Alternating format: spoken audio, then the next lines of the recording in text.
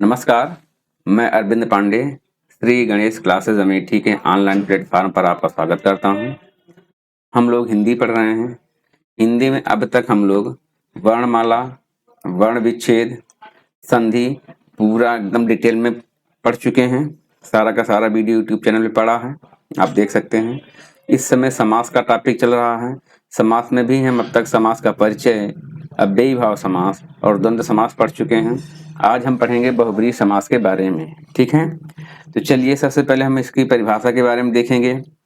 तो जिस परिभाषा देखेंगे, जिस समस्त पद में दोनों पद अप्रधान होते हैं। हम लोग जानते हैं कि समस्त पद में अधिकांशतः दो ही पद होते हैं, ठीक है। तो दोनों पद जो है अप्रधान हो, अप्रधान का मतलब है वहां पे कोई तीसरा पद प्रधान हो जाए, ठीक है। कोई तीसरा पद जो है प्रधान हो जाए, उसी तीसरे पद को ही अन्य पद कहा जा रहा है यहाँ पे। तो वहां पे क्या होगा, बहुब्रीहि समास होता है।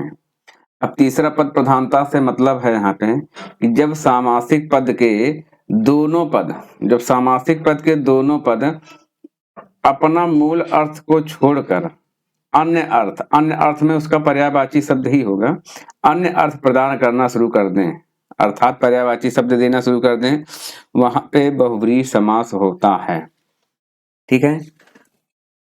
जैसे कोई पद दिया है तो अपना जो मूल अर्थ है वो तो देगा ही देगा, उसके अलावा कोई उसका पर्यायवाची शब्द भी निकल के आ जाता है, वहां पे बहुब्रीहि समास होता है। एग्जाम्पल के माध्यम से हम इसको और डिटेल में देखेंगे, ठीक है।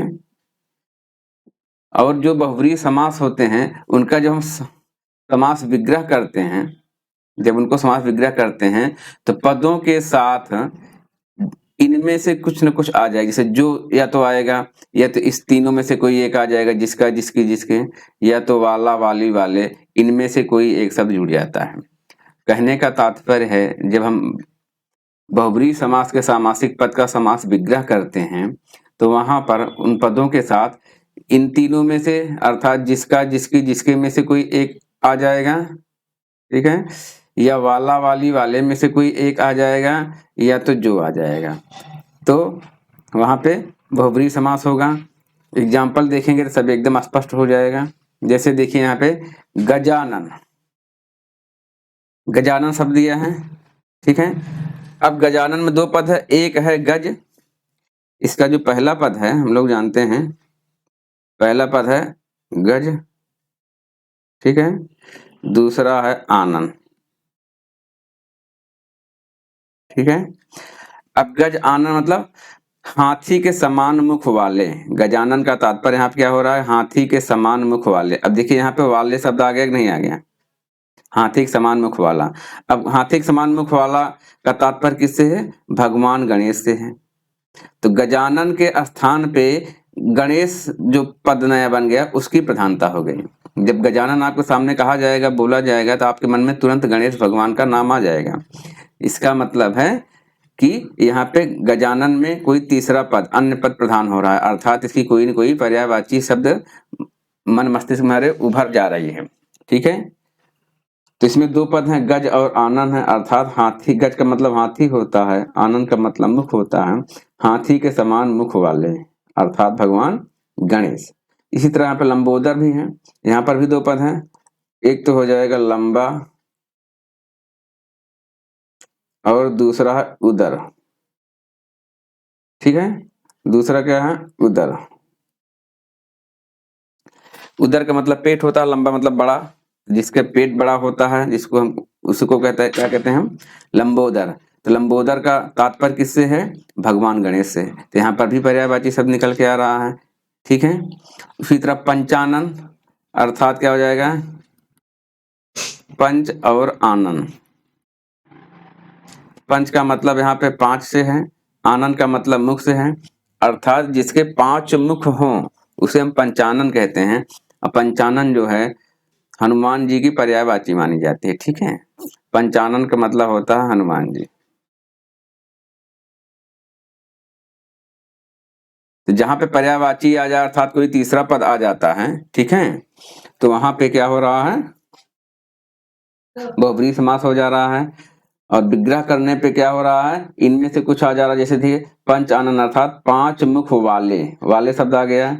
अब इसमें देखिए लंबोदर में लंबा है उदर जिसका, अर्थात जिसका आ गया था, ठीक है। अब यहाँ पे देखिए रतिपति, इसमें भी दो पद है रतिपति, ठीक है। तो रतिपति का तात्पर्य यहां से होगा, रतिपति जो है कामदेव की पर्यायवाची होती है, ठीक है। रति के पति को हम क्या कहते हैं, कामदेव। तो यहाँ पर भी क्या हो रहा है, तीसरा पद प्रधान हो जा रहा है, रतिपति अर्थात कामदेव से है। अब इसका समास विग्रह करेंगे तो रति के पति हैं जो, अब यहाँ पे जो आ जाएगा, ये अला आ जाएगा, विग्रह करने पे शब्द यहाँ पे आ जाएगा, रति के पति हैं जो अर्थात कामदेव। अर्कजा, यहाँ पर भी दो शब्द हैं, दो पद है, एक तो है अर्क और दूसरा क्या है जा। तो अर्क का मतलब भगवान सूर्य से है, जा मतलब पुत्री। अब इस पे आ की मात्रा लग गया इसलिए पुत्री हो गया, अगर आ की मात्रा ना होता तो पुत्र हो जाता या उत्पन्न होना हो जाता, ठीक है।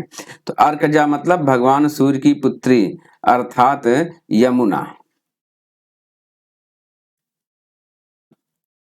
इसमें सभी जो भी सामासिक पद दिए गए हैं सब की कोई न कोई पर्यायवाची निकल के आ जा रहे हैं, ठीक है। तो जो पद है उनका तो मूल अर्थ निकल के आ ही रहा है, जैसे भगवान सूर्य की पुत्री अर्थात यमुना। इस तरह से आप देखेंगे कि तीसरा पद निकल के आ जा रहा है, जो मूल है वो तो है ही है।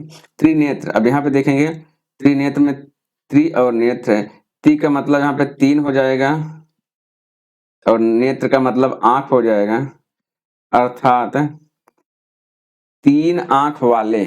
त्रिनेत्र अर्थात तीन आंख वाले, तीन आंख किसके हैं, भगवान शंकर के। तो त्रिनेत्र का तात्पर्य यहाँ से क्या हो जाएगा, भगवान शंकर है, यहाँ भी पर्यायवाची निकल के आ रहे हैं।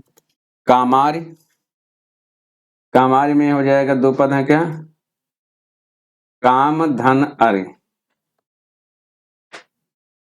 काम का तात्पर्य यहाँ कामदेव से है, अर्य का मतलब दुश्मन होता है।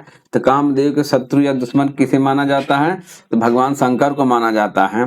तो कामार्य भी किसकी पर्यायवाची हो जाएगी, भगवान शंकर की, इसलिए ये भी किस में आएगा, बहुब्रीहि समास में। इसी प्रकार से समुद्र जा, समुद्र का तात्पर्य समुद्र होता ही है, जा मतलब पुत्री, अभी यहाँ पे अर्कजा में बताए ही थे। तो समुद्र की पुत्री अर्थात लक्ष्मी से है इसका तात्पर्य, लक्ष्मी जी को समुद्र की पुत्री माना जाता है, ठीक है। समुद्र मंथन से निकली हैं इसीलिए इनको समुद्र की पुत्री माना जाता है। तो यहाँ पर भी समुद्र जा जो है किसकी पर्यायवाची हो गई, लक्ष्मी की। दशानन, दशानन का मतलब है दस और आनन।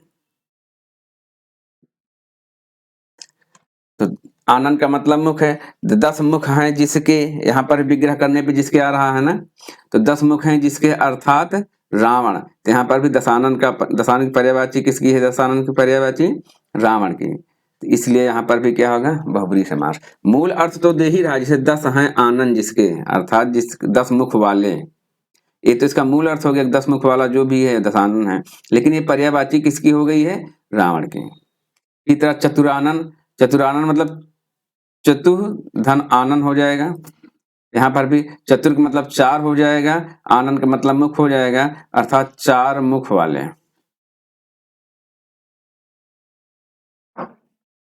तो चार मुख भगवान ब्रह्मा को के पास है, उनको चतुरानन जो है भगवान ब्रह्मा की पर्यायवाची माना जाता है, इसलिए यहाँ पर भी क्या है, बहुब्रीहि समास होगा। चतुर्भुज, चतुर का मतलब चार, अभी यहाँ पे बताए थे हम, चार और भुज मतलब भुजा, चार भुजा, चार भुजा वाले अर्थ या चार भुजाएं हैं जिसके, अर्थात भगवान विष्णु। चतुर्भुज किसे कहा जाता है, भगवान विष्णु। इस ये भी किसका है, भगवान विष्णु की पर्यायवाची है। अब यहाँ पे देखेंगे दूरदर्शन, दूर से दर्शन कराने वाला, ठीक है, जिसे हम लोग शॉर्टकट में टीबी कहते हैं अंग्रेजी में, ये भी पर्यायवाची है, इसलिए क्या हो जाएगा, बहुब्रीहि समास हो जाएगा। चक्रपाणि, चक्र का मतलब सुदर्शन चक्र से है, पाणि का मतलब हाथ होता है, पाणि का मतलब होता है हाथ होता है, चक्र का मतलब चक्र होता है, अर्थात जिसके हाथ में चक्र है, इसके हाथ में चक्र है, भगवान विष्णु भगवान कृष्ण, ठीक है। तो चक्रपाणि कृष्ण और विष्णु की पर्यायवाची है। यहाँ पर भी बहुब्रीहि समास होगा क्योंकि इसका तीसरा पद निकल के आ रहा है। चक्रपाणी से तीसरा पद क्या निकला? भगवान विष्णु या भगवान कृष्ण। इसी तरह से महादेव, महादेव अर्थात जो देव में भी बड़े हों, सबसे बड़े हों, उनको क्या कहते हैं? महादेव। इसमें भी तीसरा पद निकल के आ जा रहा है। जब महादेव शब्द कहते हैं तो मन में भगवान शंकर आ जाते हैं, इसका मतलब इसकी भी पर्यायवाची है, तीसरा पद आ जा रहा है प्रधानता लेकर के, इसलिए यहाँ पर भी क्या है? बहुब्रीहि समास होगा। इसी प्रकार इंद्रजीत, इंद्र मतलब इंद्र, जीत मतलब जीतने वाला, अर्थात इंद्र को जीतने वाला। तो इंद्र को जीतने वाला कौन था?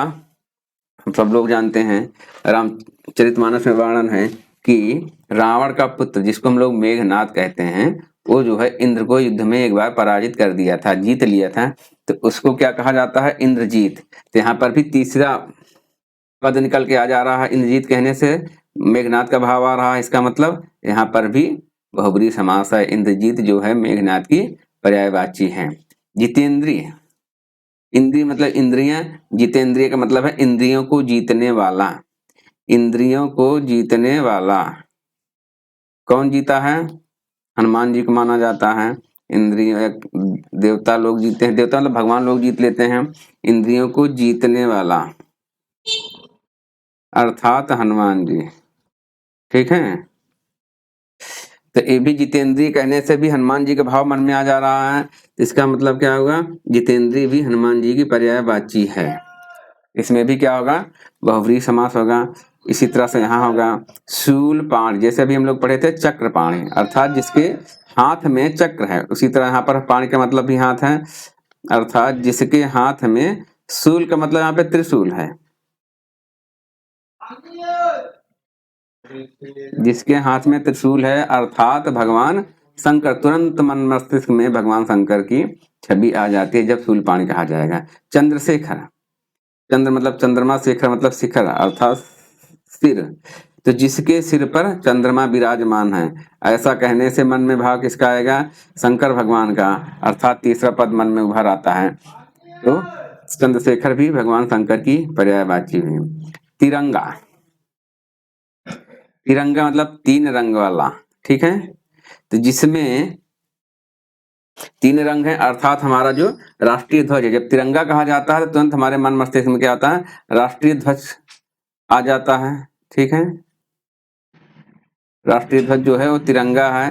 तो जब भी हम तिरंगा कहते हैं तो मन में राष्ट्रीय ध्वज की छवि आ जाती है। ये भी तिरंगा राष्ट्रीय ध्वज की पर्यायवाची है, इसलिए इसे भी हम बहुब्रीहि समास के अंतर्गत रखते हैं। इतना एग्जाम्पल हम लोग देख लिए, पूरा डिटेल में देख रहे हैं। लेकिन अभी एक समास का जो दूसरा भेद है, द्विगु समास, उसको जब हम पढ़ेंगे तो बहुत सारे एग्जाम्पल ऐसे मिलेंगे जो द्विगु समास और बहुब्रीहि समास में कॉमन होते हैं। मतलब ऐसे ऐसे सामासिक पद भी हैं जिसमें दोनों समास के लक्षण पाए जाते हैं, ठीक है। तो उसको हम द्विगु समास में आगे देखेंगे, तो कैसे अंतर करेंगे, कहाँ पे बहुब्रीहि होगा, कहाँ पे द्विगु होगा, उसको अगले वाले वीडियो में हम लोग डिटेल में पढ़ेंगे, द्विगु समास वाले वीडियो में, ठीक है। तो धन्यवाद। अगर वीडियो हमारा आपको पसंद आ रहा हो, समझ में आ रहा हो, तो इसको लाइक करिए, शेयर करिए और सब्सक्राइब करिए, ठीक है। धन्यवाद।